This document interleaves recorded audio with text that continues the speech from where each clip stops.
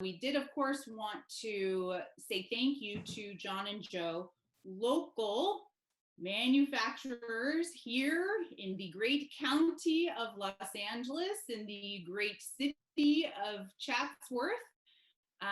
With everything that's going on, we certainly want to support our local, whether it's a local manufacturer, a local baker, a local bank, whatever it is, we want to be supporting local right now.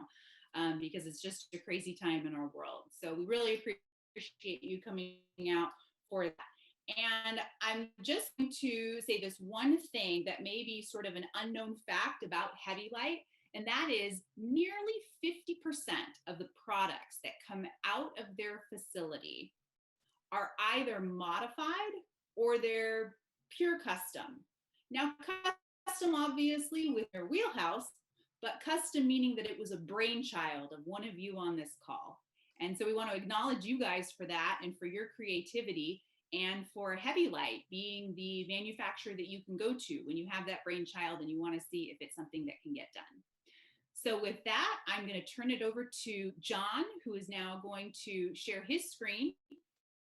Well, I love the local flavor, and I love the introduction about the customs that turn into standard product.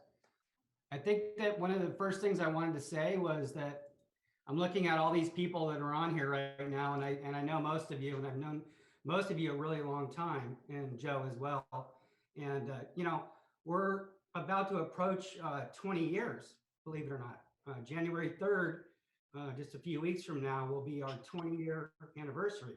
So many of you have been around that long, and you know us, you know our story. But even though you know our story, I kind of like to tell it again anyhow, because it just kind of reminds everybody what we do and how we do it, but we still really do it the same way. And for those of you who know us even longer than that, you know, we used to work for another company, right, that taught us how to do this a very similar way. And that worked. And I remember going back to those days, and people would say to us, if you don't make it overseas, you won't make it. And we said, I don't think that's true. I think we can do this, and we can make all of our stuff here, not only in the USA, but in Southern California. And that's what we do. And it's worked for our 20 years and about 10 years prior to that with that other company. And the reason why is because we are in Chatsworth, which is the San Fernando Valley. Those of you who have been around here, you know what it's known for. A couple of things. I'll let you use your imagination. But what I'm talking about is the aerospace industry, right? So there's Rocketdyne, Rockwell, Hughes, Northrop Grumman. My dad worked at Lytton for 45 years, which means to us that there's machine shops, there's painters, there's glass manufacturers, there's mil spec O-ring people all around here. I could go outside right now and I could take this chunk of aluminum, which is a part of our 360, and I could throw it and I would hit 5 machine shops from here. That's how cool it is to manufacture in the Valley. So I think that's the neat part of our story, because to this day, that's what we do. And with these machine shops, the story we'd always tell is it's machining that gives us the ability to have the precision parts that we can do exactly what we want to do. The O-ring sits exactly where it has to sit. The lens sits perfectly in there. When you cast a product or you extrude a product, you just don't have that kind of control. And so we've been doing this forever. And some of the parts that you may or may not seen are parts that Joe and I, were walking around the back of the company, and this is what Allison was talking about. And because we're doing inventory in December, which we do every year, it really saddened our heart that some of these parts we realized we're not going to sell again, and it doesn't make sense to inventory them again. So we're going to recycle them. By the way, which you all should know, all of our product machined from 6061 T6 aluminum is 100% recyclable. So that's what we do with our extra parts, if you're concerned about that. So some of the parts that you might see are like little parts like this. And you can see like all the precision machining that goes into this part. Here's where the O-rings sit. Here's where the lens sits. Here's where the accessories would sit. This little part started out as a chunk of aluminum, just like I showed you a little bit ago, something like this, machined down to something like this. It enables us, again, to have that precision, to do exactly what we need to do. And it's worked for us for 20 years and it still works for us today. So when you have an idea and you think about it, and we're all, smart enough to understand what can be thrown onto a machine, right? A lathe, a mill, whatever it might be, and it can be machined down. Well, if you can envision it, we can machine it. So with that said, I want to tell a story about one of the first jobs we did. I'll back up a second. Hevi Lite's probably bread and butter, and many of you might know this, is our accent lights, right? Our bullets, from the smallest MR8 up to the bigger Part 38 size. I'm sorry, I still reference lamp sizes, but up until the larger size. But one of the first products that we ever made was a floodlight, and we did it for a project. Let's see if I can get there. It was this project. The library in Cerritos, done by a friend of ours. The requirement was that the floodlight had to meet ADA, because it was certain places it was going to be mounted low enough to be below 6 feet. So we were challenged with making a floodlight that would only be 4 inches off the wall, but still have full adjustability. So working with this designer, we created one of our first floodlights, which was at that time an HL410. Beautiful thing about this fixture was, because it was one of our first things we ever made, we put it in our product line, and then it became one of our most popular fixtures. And over the years, it turned into an LED fixture. Then we had all kinds of other requirements for, which also included things like doing a center swivel. So we just designed one with the center swivel, because obviously mounting on center makes it a challenge when the stem is off to the side. And then over the years, we were asked to do a project in Florida, kind of with the same concept, but with a yoke mount for a big water park with a volcano, which is our newest LED floodlight that now also is a standard part of our product line. It needed to have the ability to be taken out and replaced, so it has a 50-foot cord with a watertight connector on it, so that if it did need to be maintained, it could be taken out and put back immediately. So my point is, this whole thing started by a designer with a concept for a project that we were able to meet. Took that design, it turned into 5 other fixtures in our product line, and eventually into this floodlight that we now promote as one of our standard floodlights. It's just the progression of how we do stuff, and with your input as designers asking us to do whatever we can do, we not only do we do it, but oftentimes we continue to do it because it's such a great idea, which is such a great part of what Hevi Lite's all about. Because if it can be machined, we can machine it.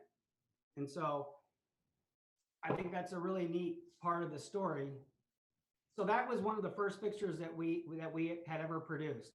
It generated itself from an HID fixture into 4 other fixtures, into a fixture that we put in an LED source that was designed by a lighting designer for a specific project that we now promote as a standard product, which is a neat thing. It's not the only one that we've done that way.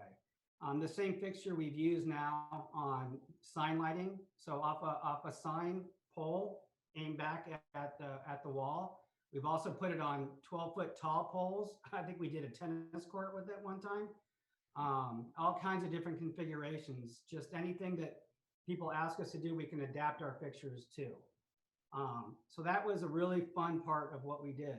On that same thing, or same theme, I should say, recently at Light Fair, last time they had Light Fair several years back, we were approached by a national account car wash company in the upper Midwest. And they wanted us to make them an up and down light that would match their car wash theme. As you may know, we have a whole line of wall mounted fixtures as well, including down to the smallest MR8 all the way up to the larger sizes. This requirement they wanted us to do involved having a blue LED going up and a white LED going down, and it to be painted this custom blue color to match their car washes. And it had to be a very high durable powder coat, which is available In case you're curious, it's available from Tiger Dry Lac. It's called Super Durable. You can check it out on their website.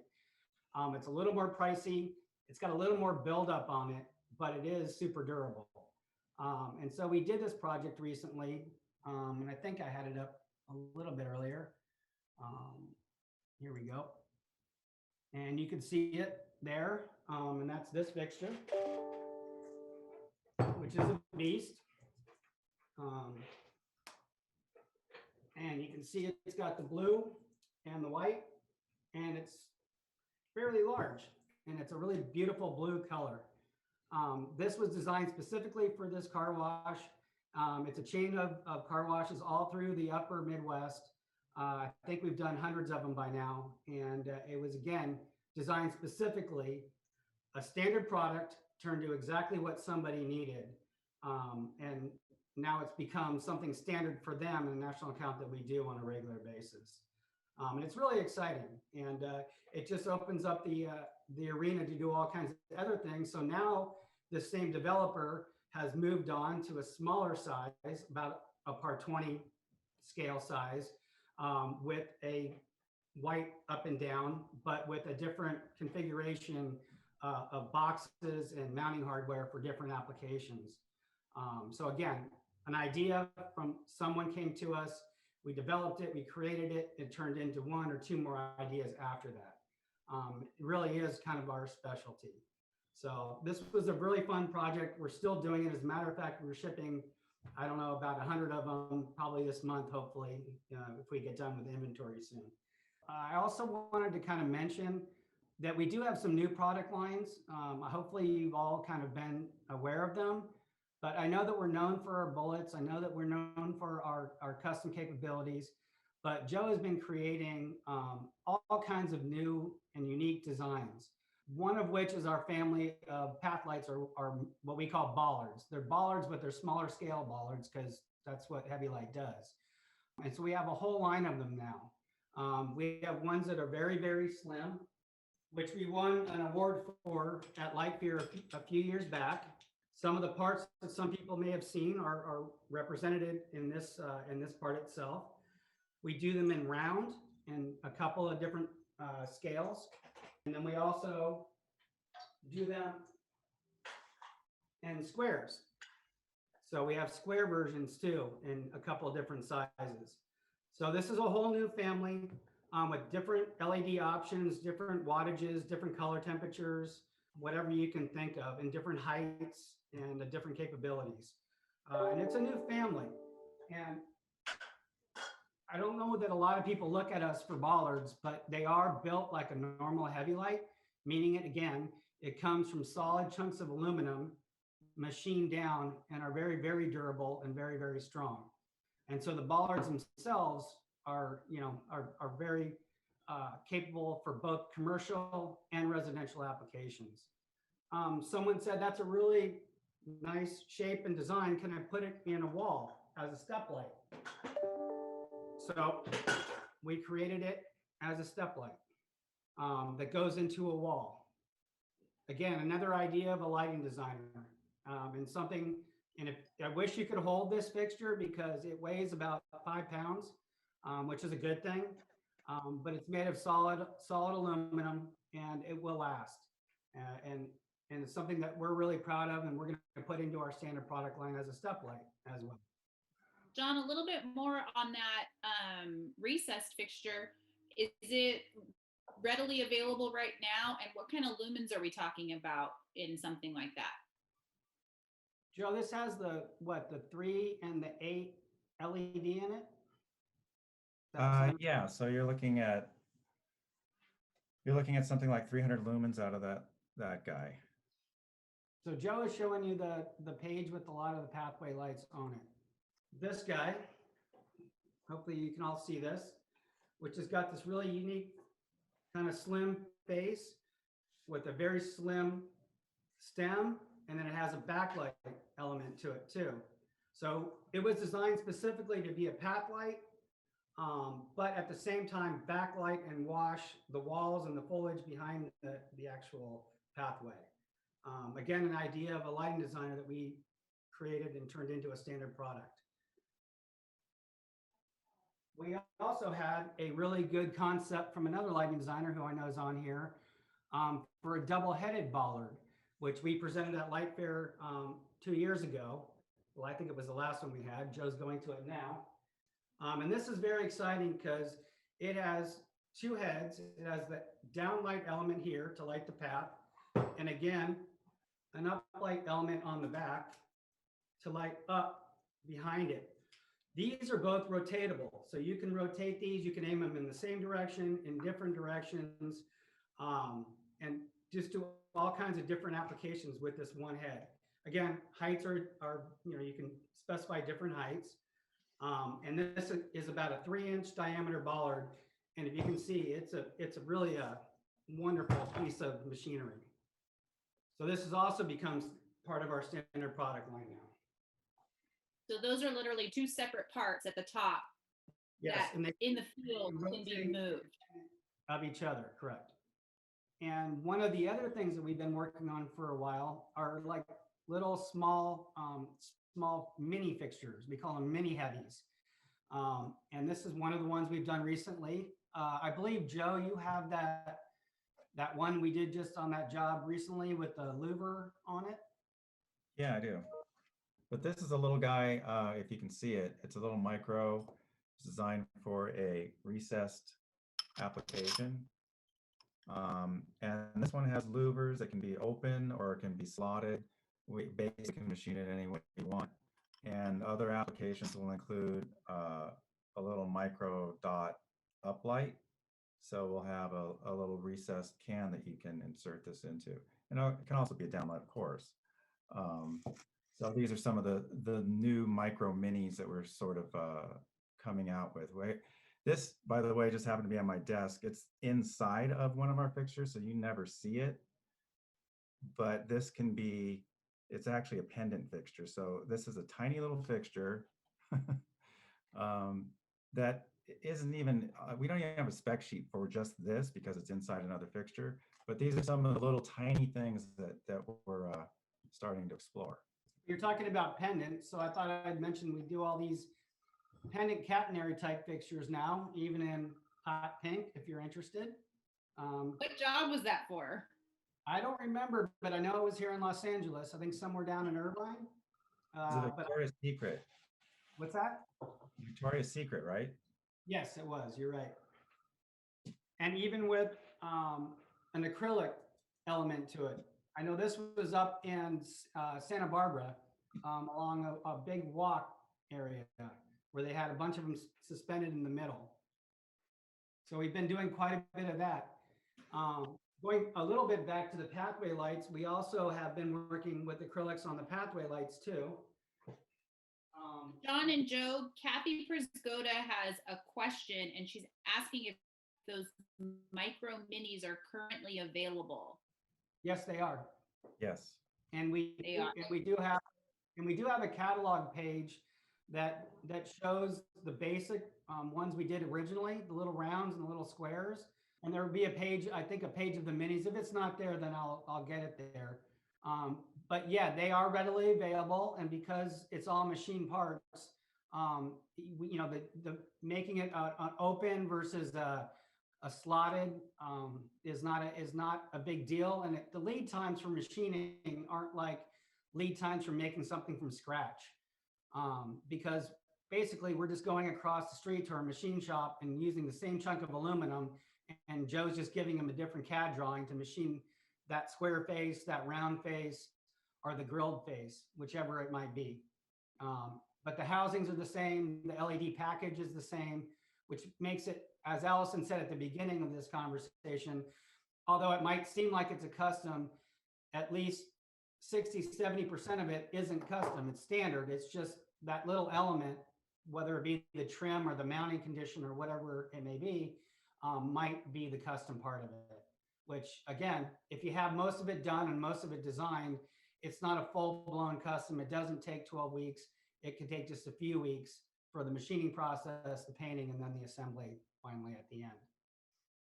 We also have Ash Melamed, who's asking if you wouldn't mind including the catalog nomenclature, the catalog numbers when you're talking about some of the fixtures. I know we're a little late in answering this one, but just so that they might be able to find it on their own going through the site.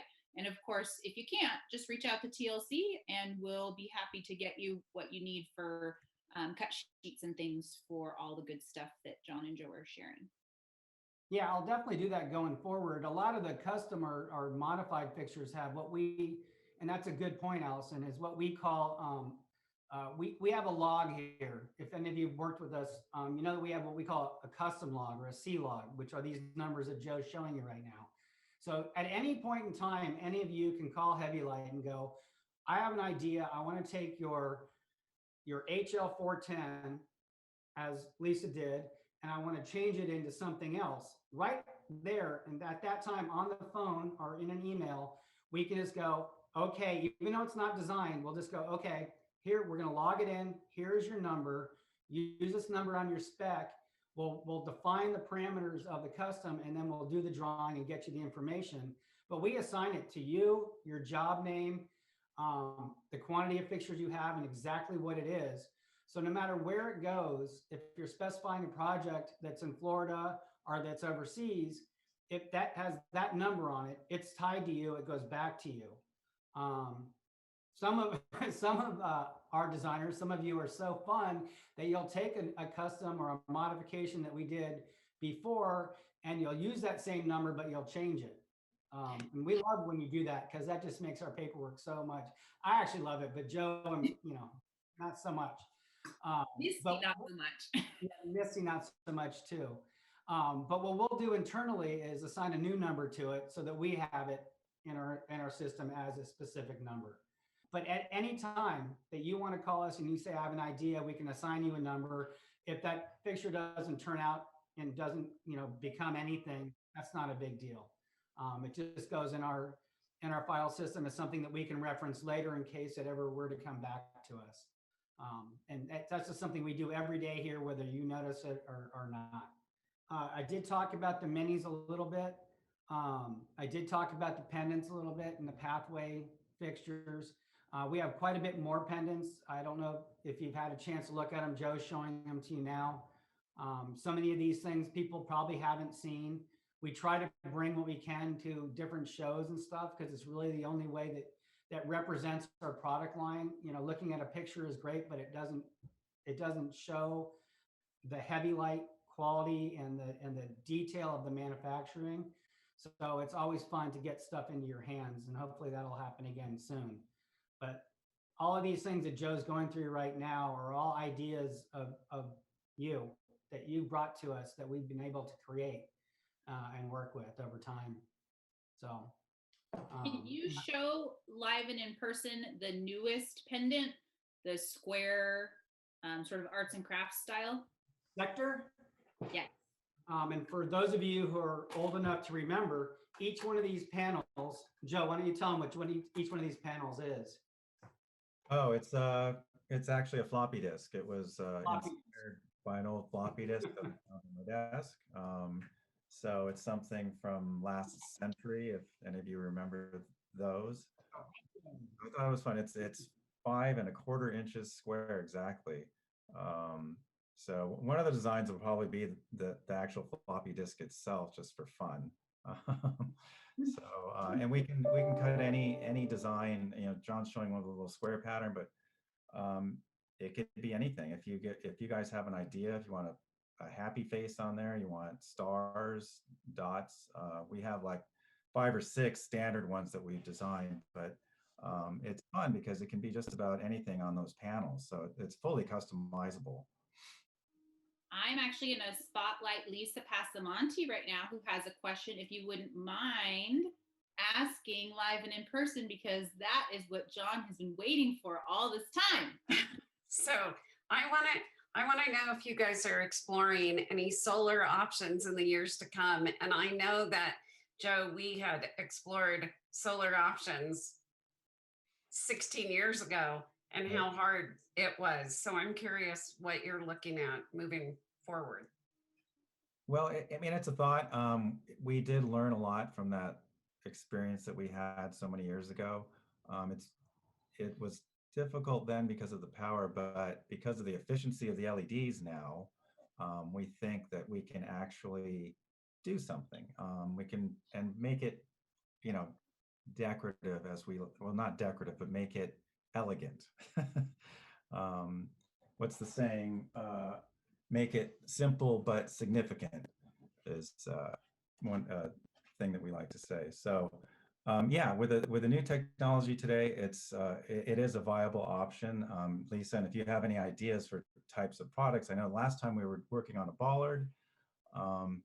I saw some funny fixtures the other day in my neighborhood. It was actually a bullet with with a with a solar panel strapped to the back of it. So you know, I know there's tons of options that are out there for us to explore. So yeah, we are thinking about it. I don't have any solid products yet, but yeah, it's something we can do. Well, and I think, Joe, that you're a good one to try to solve this with something elegant, because there's plenty of people who just strap the solar panel to the back of the fixture or nearby. And so the idea that I get to challenge you to do something that's more integrated and more designed is what's exciting to me. Right, right. Yeah, and of course, yeah, it will be something that you won't mind looking at. Right, great. And then I know, Allison, that you're leading this, but I want to know the answer to Tina's question about outdoor handrail solutions too, if there's any. No problem. I think I didn't ask it because I probably know the answer, but maybe they'll have a different answer for us. So let's give it a whirl. So John and Joe, you know, Tina's been with us for a shorter time, so she doesn't know the whole Hevi Lite line. And handrail is always hot to trot, and it's always super expensive, is I think what most of our designers are dealing with. So our question to you is, can you do handrail? And if so, how do you go about doing it? Okay. Yes, we can. The question, you know, if we were to come up with something standard for Hevi Lite, the question that we always ask ourselves is, to what extent do we want to make a complete handrail from start to finish, or do we want to make something that can be retrofittable onto a handrail, which I would prefer to do, but it's pretty difficult. We can go either route. It can be done. We don't have, and we actually have products that can be modified and customized to be retrofittable onto a handrail. They're just not out yet, but if it's something you want to look at, we can come up with some good ideas for you. Yes. So if we had a manufacturer who already had inserts for the handrail, had the lighting components handled, since you do the solid aluminum part and machining so well, would that be a good marriage? Yeah, I think that's a great start. If they've got a place for us to stick a light fixture, then we can definitely do that. Yeah, I like that. Well, Joe, and if you remember, not only did we talk about this quite a few years ago and had some real concepts for handrails, like complete ones, we actually adapted that square bollard into a handrail as well. Right. So, yeah, we can do. I mean, I like the idea of doing a complete unit because then we have control of the transition points and it's clean. But we also can adapt our fixtures to, like Joe says, to an existing system. Yeah, one of the neat projects that we did was a picket fence at a mall, where we were able to integrate, like John was saying, that square bollard into the pickets, and it's a really neat design. Which it's our HL 6500, but yeah, that was a little bit different than a handrail because it's a picket fence, but that's typical of something that we can do. So it sounds like we can come to you when we have that next handrail opportunity and see how we can work together. Yes, for sure. Awesome. We do have the next question. I'm going to spotlight Ms. Dawn Hollingsworth right now. If you, there you are, would like to ask your question personally to the gent. Sorry,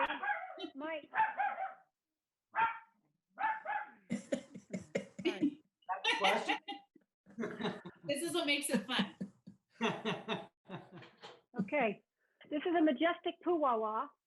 Very cute. Okay, all right. So this is my office administrator. So the question is about catenary fixtures, and so go back to the catenary fixtures, and do you have what are you using for your support? In other words, are you making recommendations regarding the structural elements, and how does all of that work? I mean, I can see the fixtures, and that's fine, but there's always these structural elements that have to go with catenary. So are you handling that, or are you offloading that to somewhere else? We are not handling the structural part of it, where the fixture that you see here is pretty much where we leave off. We give you the fixture, give you the the weights, the diameters, everything that a contractor would need to install it. But yeah, no, we don't handle the catenary portion of it. Okay.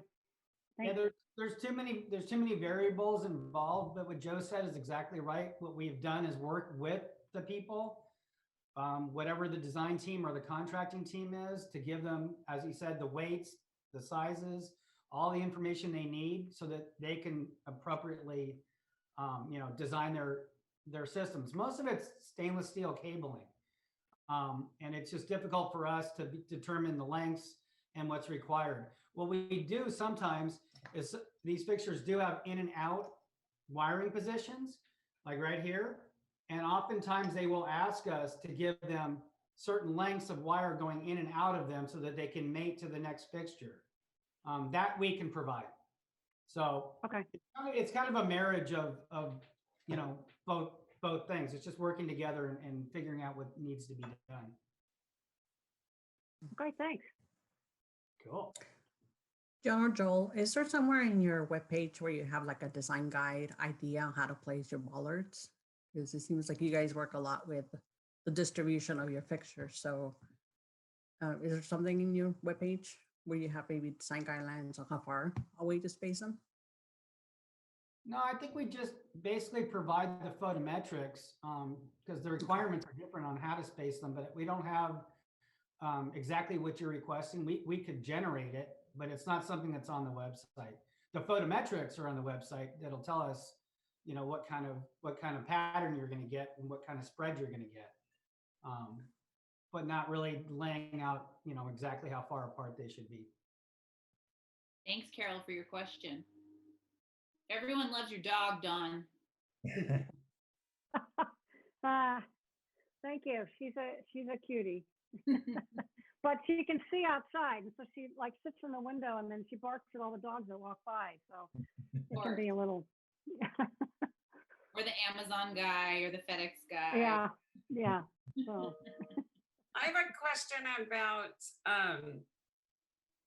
fixtures. We're doing a lot of previs, a lot of renderings, a lot of animations now, and I'm wondering how many of the products are available for us to drop into those previs or rendering programs.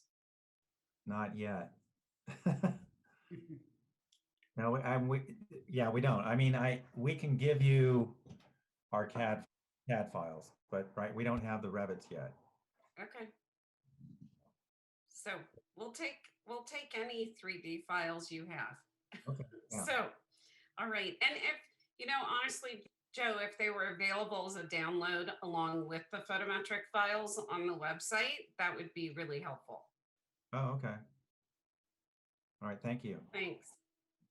All right, I'm going to Ash now. Well, I would agree with that because I'm sorry, I don't mean to interrupt. I would agree with that because even AutoCAD files are helpful to be able to do details and get the details sized properly. So that's really helpful. There we go. What's your question, Ash? Hey guys, my question is, what's your most popular bullet light? We run an electrical distributorship here, and a lot of times we get into situations where somebody wants something quickly and but something quality. So I want to know what's the most popular one you make that's like your turn and burn A item, so we can offer that to them when confronted with that situation. It's basically the MR16 scale has always been the most popular unit. It's so adaptable. And it's available in so many different wattages and beam patterns and color temperatures.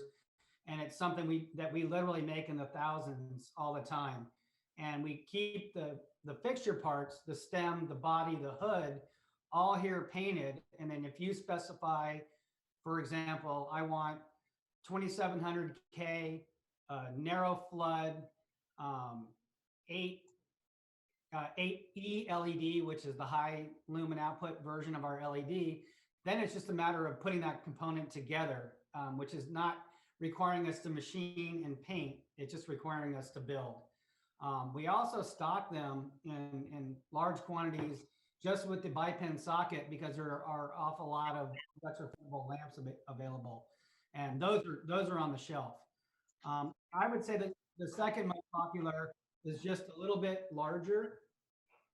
That was the HL360, John? 360, correct. And 369, there's a whole family of them. This is the one with the glare shield, but the 360 family of fixtures, yeah. And then the next one would be the 915 series of product, which is just a little bit larger with just a little bit bigger lumen package. And we also stock these parts. So those are the quickest two bullets that we would be able to provide. Oh, and we would be remiss if we didn't ensure that we talked about tree rings. Oh, cool. And it has become such a great element for us because you can mount any configuration fixtures on these. Not only have we done our fixtures from up to 8 of our heads, all the way from the small number 16 to the larger units, but we've also done tree brackets that have held speakers for a mall area where they wanted sound, cameras for security, are in some cases of some people have specified that we provide areas to mount color kinetic type fixtures. We've done that recently on a job where we provide 4 of our own fixtures, but 2 mounting spots for color kinetic specialty fixtures. So all kinds of configurations.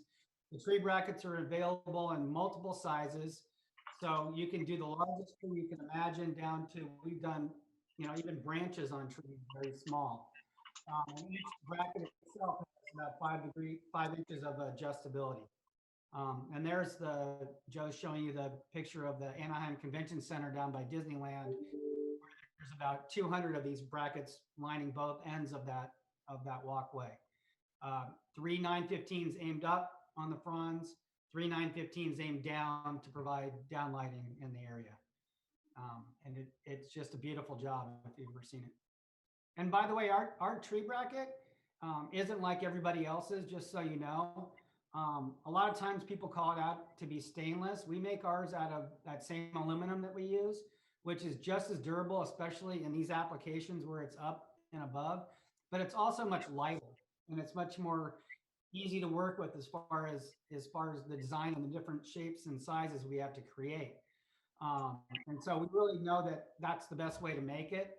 And all those feet are adjustable. So you never penetrate the tree, right? It's just a big support system with the 6 different feet that are going to then tighten down on the tree.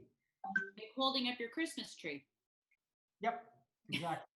Except they only have 4, ours has 6. Yeah.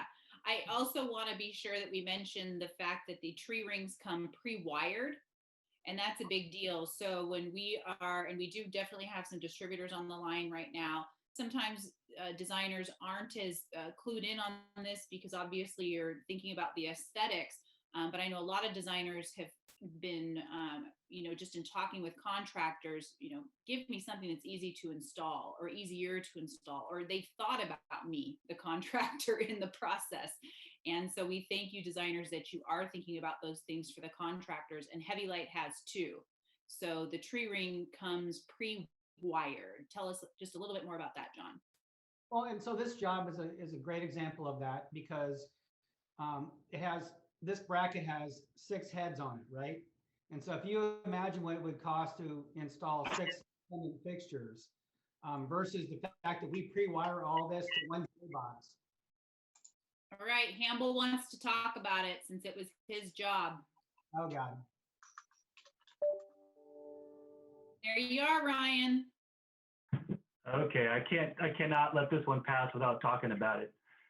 This is probably one of the biggest reasons why I wrote this job under my former life. Just the idea of it in the first place and the scale of it as to how much of it was there, that's what sold it. And it cut the contractor's time to a tenth, maybe less, of what was required.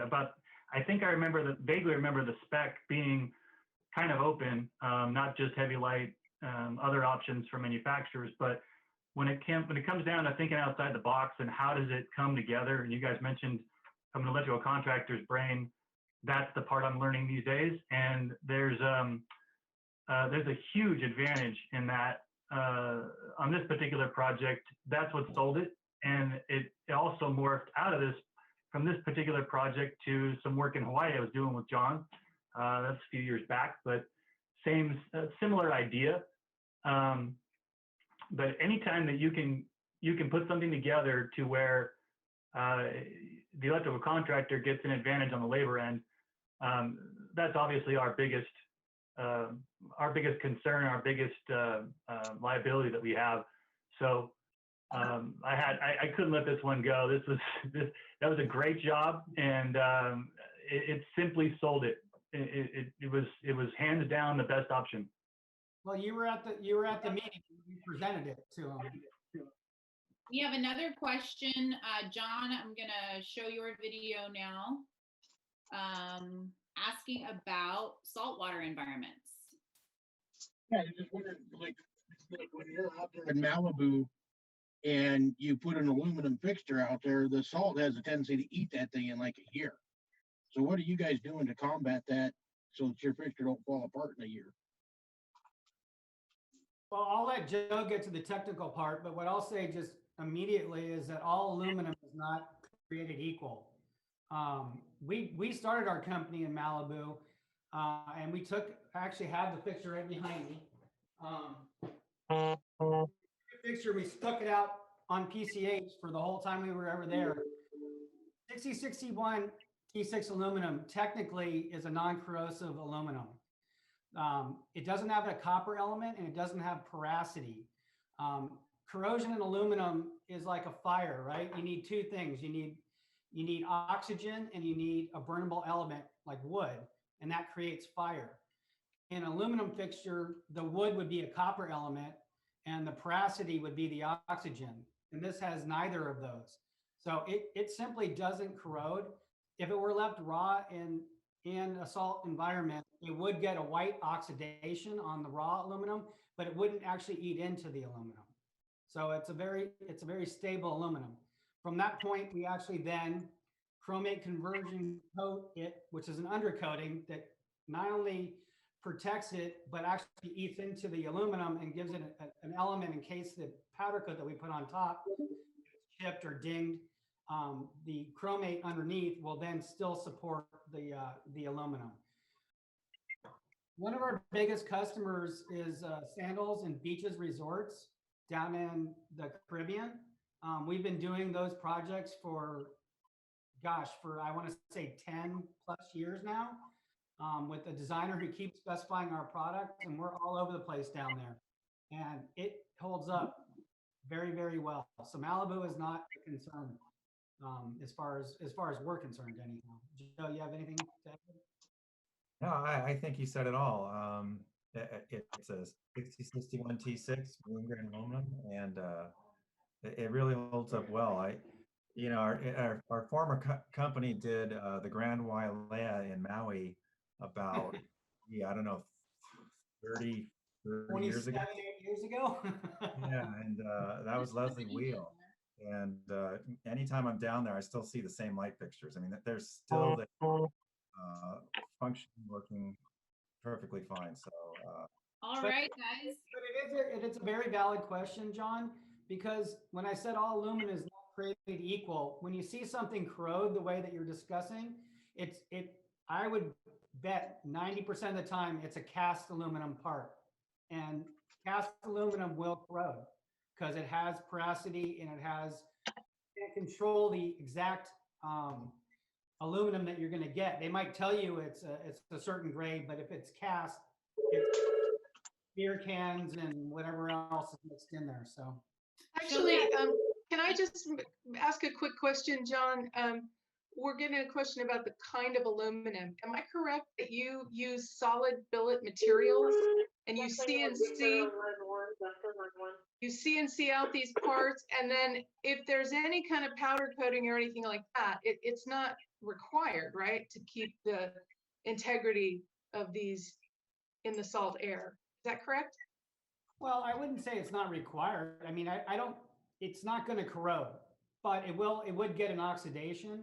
So if you wanted it and it's like natural aluminum state, we would probably recommend that you just anodize it.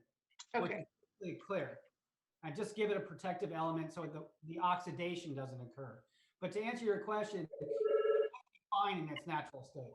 It would oxidize, which is not corrosion, it's just a surface element. But you're CNCing all of these fixtures from solid billet materials, right? Right, so this is a billet of aluminum, solid all the way through, round. Here's the part it ends up being. Yeah. The body to a 360. So you can see this is what made this eventually. I think that's one of the main features of the quality of your materials. You're starting with just the solid metal and cutting it out from there. Yep, exactly. Great point, Tina. The alternative would be to be cast and you have molten aluminum being poured into either a sand cast or a die cast. And in order for it to do that, it has a higher copper content, and it's a different process altogether. And it's really for different types of fixtures or for low cost fixtures. Joe and I had an experience many, many years ago prior to Hevi Lite where a very popular fixture that we made at a previous company, which was the #1 selling fixture, a stem was a part of many, many products.